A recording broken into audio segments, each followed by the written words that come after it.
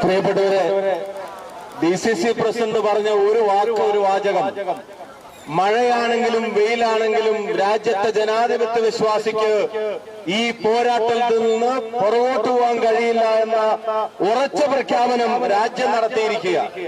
പാർലമെന്റിന് മുമ്പിലെ സമരം ഞങ്ങൾ എല്ലാവരും പങ്കെടുത്തു, കണ്ടു.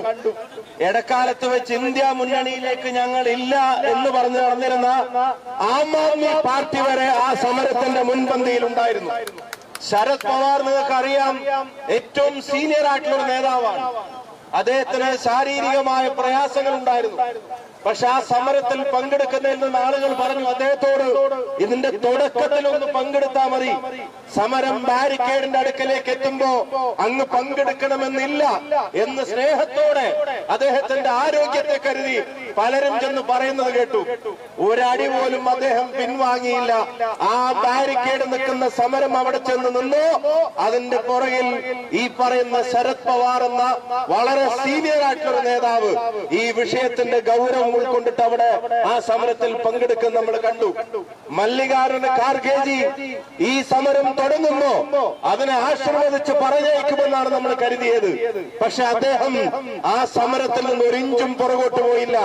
ആ സമരത്തിൽ ഉടനീളം പങ്കെടുത്തുവെന്ന് മാത്രമല്ല, അറസ്റ്റ് വരിക്കാൻ മുൻപന്തിയിലെ ചില നേതാക്കന്മാരെ അറസ്റ്റ് ചെയ്യാൻ വന്നപ്പോ ആളുകൾ പലരും വിചാരിച്ചു ഇനി ഖാർഗേജിയെ പോലുള്ള സീനിയേഴ്സ് അവര് തിരിച്ചു പോകുമെന്നുള്ളത്.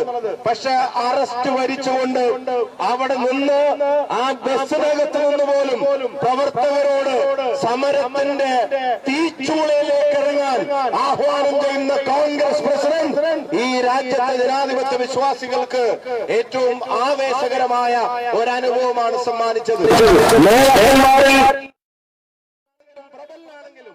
ചെറുപ്പക്കാരൻ കൂടിയായ അഖിലേഷ് യാദവ് ബാരിക്കേഡിന്റെ മുമ്പിൽ സമരമെത്തിയപ്പോ ഞങ്ങൾ കരുതിയത് അദ്ദേഹം ഇങ്ങോട്ട് തിരിഞ്ഞു നിൽക്കുമെന്നുള്ളതായിരുന്നു. പക്ഷെ അദ്ദേഹം ഇങ്ങോട്ട് തിരിഞ്ഞു നിൽക്കുകയല്ല.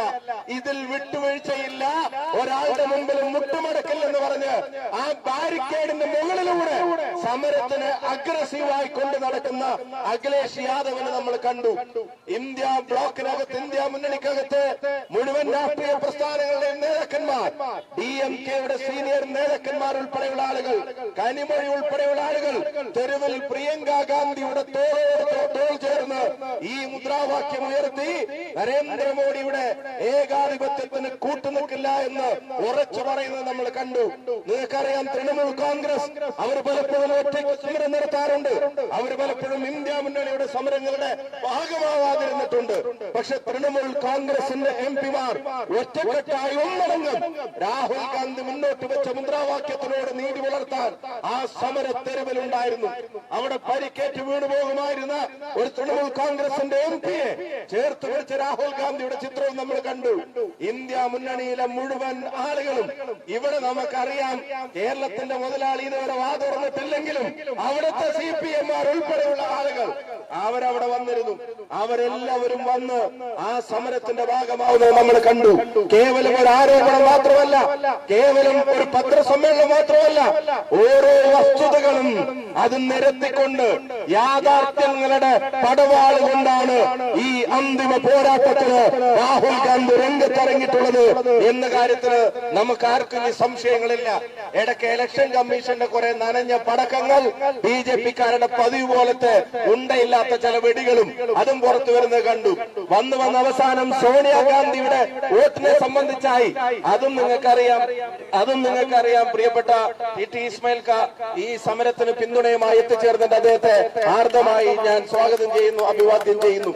സോണിയാഗാന്ധിയുടെ പൗരത്വവും സോണിയാഗാന്ധിയുടെ വോട്ടവകാശവും സോണിയാഗാന്ധിയുടെ ആ സമയത്തെ കരട് പട്ടികയിലെ പേര് വരെ വെച്ചിട്ട് ഇത് അന്ന് കോൺഗ്രസ് എഴുതി ചേർത്തതല്ലേ എന്ന് പറഞ്ഞ ഒരു ആരോപണവുമായി വന്നു. അതിന്റെ യാഥാർത്ഥ്യവും പുറത്തു വന്നു. ഒരപേക്ഷ പോലും സോണിയാഗാന്ധി കൊടുത്തിട്ടില്ല. ആ വോട്ടർ പട്ടികയിൽ പേര് ചേർക്കണമെന്ന ഒരപേക്ഷ പോലും കൊടുത്തിട്ടില്ല. ഇന്ദിരാഗാന്ധി കൃത്യമായി അത് തിരിച്ചറിഞ്ഞു. ഇതൊരു ചതിയാണെന്ന് തിരിച്ചറിഞ്ഞിട്ട് സോണിയാഗാന്ധി ഒരു ഒരു കത്ത് അങ്ങോട്ട് കൊടുത്തു. ഞാൻ അത്തരം ഒരു അപേക്ഷ മുന്നോട്ട് വെച്ചിട്ടില്ല. അതുകൊണ്ട് എന്റെ പേര് ആ കരട് പട്ടികയിൽ വന്നത് അത് നിയമപരമല്ല, അത് ഒഴിവാക്കണമെന്ന് പറഞ്ഞ് അങ്ങോട്ട് കത്ത് കൊടുത്ത സോണിയാഗാന്ധി ഒരു കാര്യം BJP-കാരൻ അറിയണം. രാജ്യത്തിന്റെ പ്രധാനമന്ത്രി പദം കയ്യിൽ വന്നിട്ട് അത് വേണ്ടെന്ന് വെച്ച സോണിയാഗാന്ധി കള്ളത്തരത്തിന് വോട്ട് ചെയ്യാൻ നിൽക്കുമെന്നാണോ നിങ്ങൾ കരുതുന്നത്? നരേന്ദ്രമോദിയല്ല, സോണിയാഗാന്ധിയാണ് എന്നുള്ളത് അവര് തിരിച്ചറിയണം. പിന്നെയും പറഞ്ഞു, എന്താ വയനാട്ടിൽ 3 മൈമൂനമാരുണ്ട്, ആ 3 മൈമൂനെ ഒറ്റ മൈമൂനയാക്കിയിട്ട് പറഞ്ഞു ഒരു മൈമൂനക്ക് 3 സ്ഥലത്ത് വോട്ടുണ്ടെന്ന്. ഇന്ന് അതിന്റെ രേഖകളും പുറത്തു വന്നു. എന്താ അത് ഒരു മൈമൂനയല്ല, അത് 3 അത് വേ ഇത് റേ. BJP-കാരുടെ ഏർപ്പാടല്ല, അത് രണ്ടും മറ്റ് വ്യത്യസ്തമാണെന്നുള്ളത് ഇന്ന് അതിന്റെ വാർത്തകൾ ഏഷ്യാനെറ്റ് ഉൾപ്പെടെയുള്ള ആളുകൾ പുറത്തു കൊണ്ടുവരുന്നു. അതുപോലെ തന്നെ ഒരു ശ്രീവാസ്തവക്ക് UP-യിൽ വോട്ടുണ്ടെന്ന് രാഹുൽ ഗാന്ധി പറഞ്ഞു എന്ന് പിന്നെ പറഞ്ഞിട്ട് UP ഇലക്ഷൻ കമ്മീഷൻ പറഞ്ഞു അങ്ങനെ ഒരു ശ്രീവാസ്തവക്ക് ഇവിടെ വോട്ടേ ഇല്ല എന്ന് കടലാസ് കാണിച്ചു കൊടുത്തു. 24 കരട് പട്ടികയിൽ വോട്ടുണ്ട്, അതിനുശേഷമുള്ള അന്തിമ പട്ടികയിൽ വോട്ടുണ്ട്, അതിനുശേഷമുള്ള ആ സമയത്തുള്ള മുഴുവൻ തെളിവുകളും നമ്മുടെ കയ്യിലുണ്ട്. രാഹുൽ ഗാന്ധി ഇത് ഉന്നയിച്ച ശേഷം ഈ വോട്ടൊന്ന് കാണാതായി പോയി. അത് ആരുടെ അസുഖം കൊണ്ടാണ് എന്നുള്ളത് നമുക്ക് എല്ലാവർക്കും മനസ്സിലാവും. മാത്രമല്ല സോണിയാഗാന്ധിയുടെ 1980-ലെ രേഖയാണ് പുറത്തുവിട്ടിരിക്കുന്നത്. നിങ്ങൾ ആലോചിച്ച് നോക്കണം, ഇപ്പൊ ചേർത്തിയ വോട്ടിന്റെയും ചെയ്ത വോട്ടിന്റെയും രേഖയുടെ ഒരു ഡിജിറ്റൽ കോപ്പി ചോദിച്ചാൽ കൊടുക്കാത്തവന്മാര്, ഒരു സ്കാൻ ചെയ്യാൻ പറ്റുന്ന കോപ്പി ചോദിച്ചാൽ കൊടുക്കാത്തവന്മാര് 80-ലെ രേഖ തെരഞ്ഞെടുത്ത് കൊടുത്തിട്ട് BJP കൊടുക്കേണ്ടി വന്നിട്ടുണ്ടെങ്കിൽ ഇതിനൊക്കെ കൃത്യമായ അർത്ഥങ്ങളുണ്ട് എന്ന് മാത്രമല്ല, നമ്മുടെ പോലും ശ്രദ്ധയിൽ നിന്ന് മാറിപ്പോയ ഒരു സംഭവം, ഇലക്ഷൻ കമ്മീഷണർ രാജിവെച്ചത് ഓർക്കുന്നുണ്ടോ?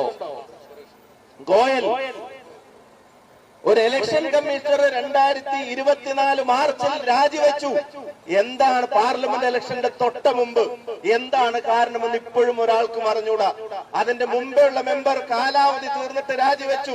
അപ്പൊ 3 മെമ്പർമാരുള്ളതിൽ ഒരാൾ കാലാവധി തീർന്നപ്പോൾ ഒഴിഞ്ഞുപോയി, മറ്റൊരാൾ തെരഞ്ഞെടുപ്പിന്റെ തൊട്ട മുമ്പ് രാജിവെച്ചു. ബാക്കിയായത് ഒരേ ഒരുത്തൻ ആ തെരഞ്ഞെടുപ്പിന്റെ പ്രഖ്യാപന വേളയിൽ. എന്നിട്ട് ഇവർക്ക് വേണ്ടപ്പെട്ട 2 പേരെ അവര് പിന്നെ തിരികെ കയറ്റി. ഇപ്പോഴും എന്തെങ്കിലും വ്യക്തതയുണ്ടോ?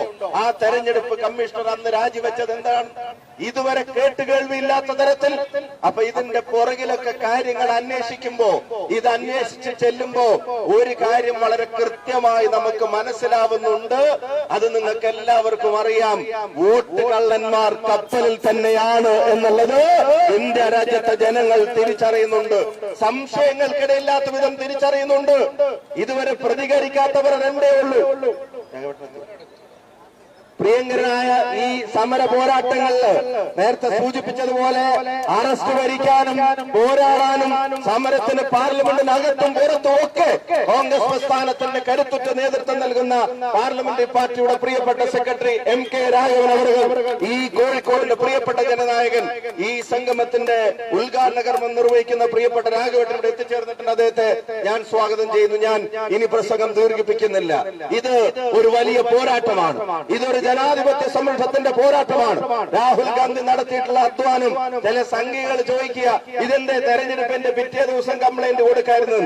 ഒരു സ്കാൻ ചെയ്യാമായിരുന്ന കോപ്പി പോലും കൊടുക്കാൻ മടിക്കുന്ന ഇലക്ഷൻ കമ്മീഷൻ.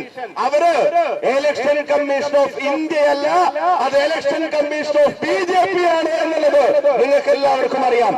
അത് BJP കമ്മീഷനാണ്, ഇന്ത്യയുടെ തെരഞ്ഞെടുപ്പ് കമ്മീഷൻ അല്ല. ആ BJP കമ്മീഷന്റെ വാടക കണ്ടിട്ട് പേടിക്കുന്നയാളല്ല രാഹുൽ ഗാന്ധി എന്ന് ഇനിയുള്ള ദിവസങ്ങളിൽ നിങ്ങൾക്ക് ബോധ്യപ്പെടും. സ്പെഷ്യൽ ഇന്റൻസീവ് റിവിഷൻ എന്ന പേരിൽ ആധാർ കാർഡ് ഉള്ളവന്, പാസ്പോർട്ട് ഉള്ളവന്, എന്തിനധികം പറയുന്നു പലതരത്തിലുള്ള രേഖകളുള്ളവരെയൊക്കെ വോട്ടർ പട്ടികയിൽ നിന്ന് വെട്ടുകയാണ്. മരിച്ചു എന്ന് പറഞ്ഞ് എഴുതി തട്ടിയ 10 ആളുകളുടെ കൂടെ ഇന്നലെ രാഹുൽ ഗാന്ധി ചായ കുടിച്ചു. ഇലക്ഷൻ കമ്മീഷൻ വോട്ടർ പട്ടികയിൽ നിന്ന് മരിച്ചെന്ന പേരിൽ വെട്ടിയവരെ രാഹുൽ ഗാന്ധി വിളിച്ചു വരുത്തി ചായ കൊടുത്തു.